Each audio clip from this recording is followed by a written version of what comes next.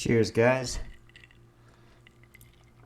So, this is going to be a little bit of a different video than I usually do, obviously.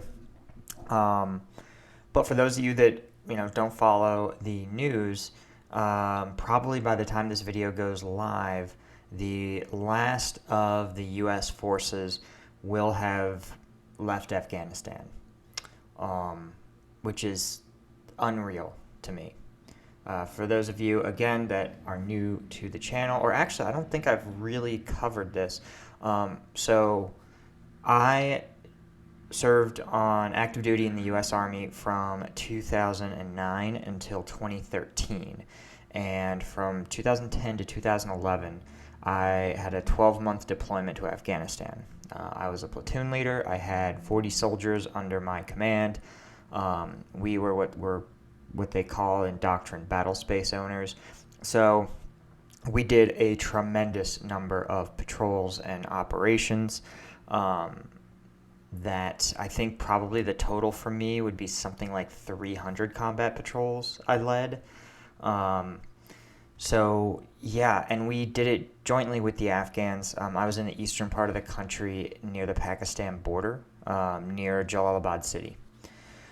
And yeah, I mean, I guess my personal thoughts on the end of the war.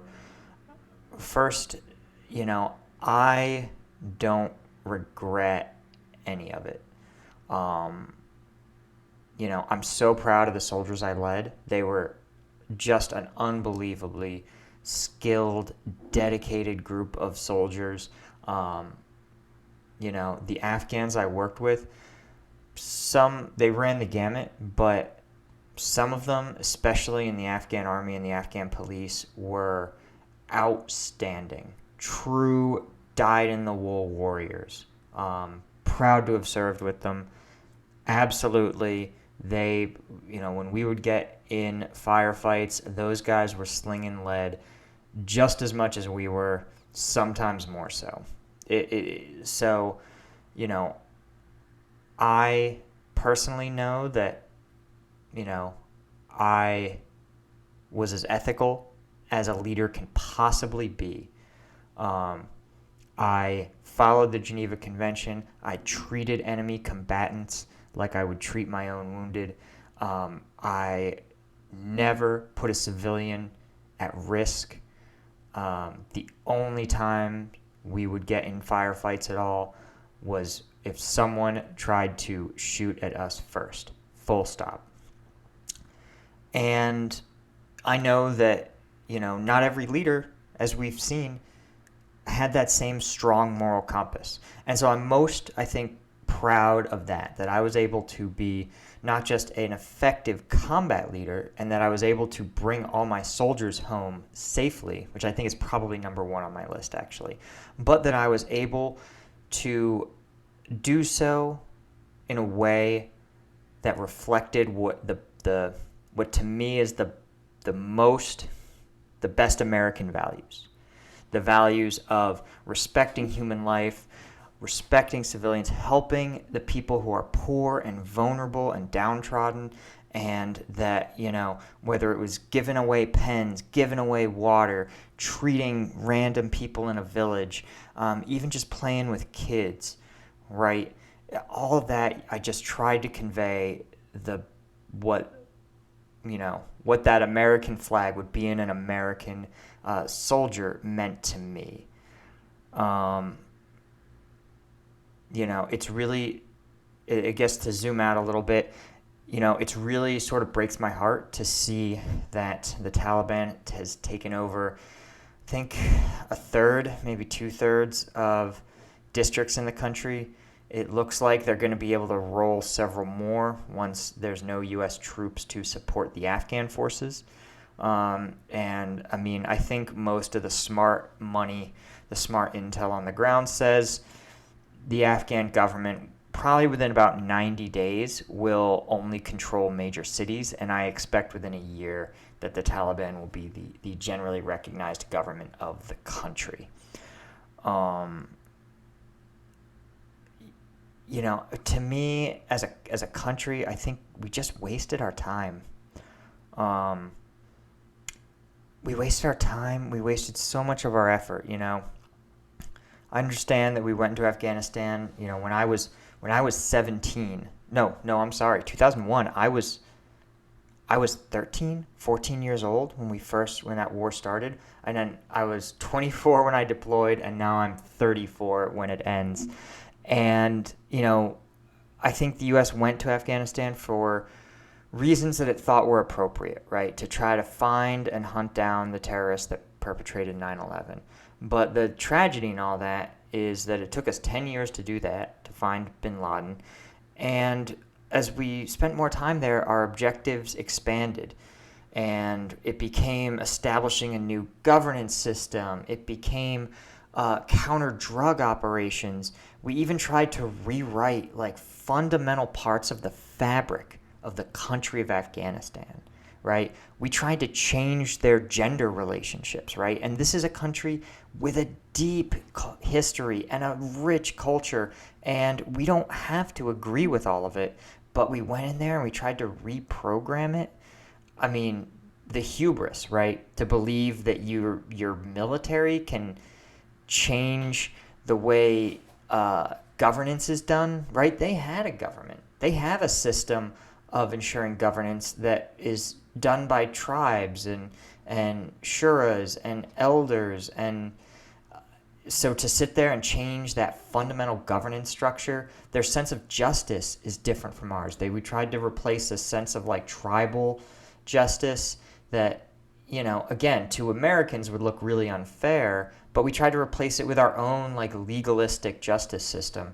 And I mean, it was just so ridiculous to try to do that to a culture that's like pretty ancient. And I guess the loss of life is always tragic, right? At the end of the day, the Taliban ran the country in 2001, and they're going to run the country now. And in the interval, a lot of soldiers have lost their lives. A lot of soldiers are wounded, and will, have had the quality of their lives, diminished so greatly. I mean, so many families just have these tragic outcomes. And, we spent so much money on that war. I think the estimate is around $1 trillion so far, and we'll be spending more as we pay for healthcare costs. And imagine what this country could do with $1 trillion here at home. We could help so many poor people. We could build schools. We could fund hospitals, and instead we did those things, but we did those things in a country that ultimately never really asked us to be there. And a country that when push comes to shove, right, we've spent everything we can to create a viable Afghan security force, right, an army, a police force. And there's a small number of people that are really loyal and dedicated and fighting for their country, but the vast majority just don't. They collect a paycheck, they desert. Some of them are Taliban double agents. The level of desertions and ghost soldiers and corruption is just astounding, right?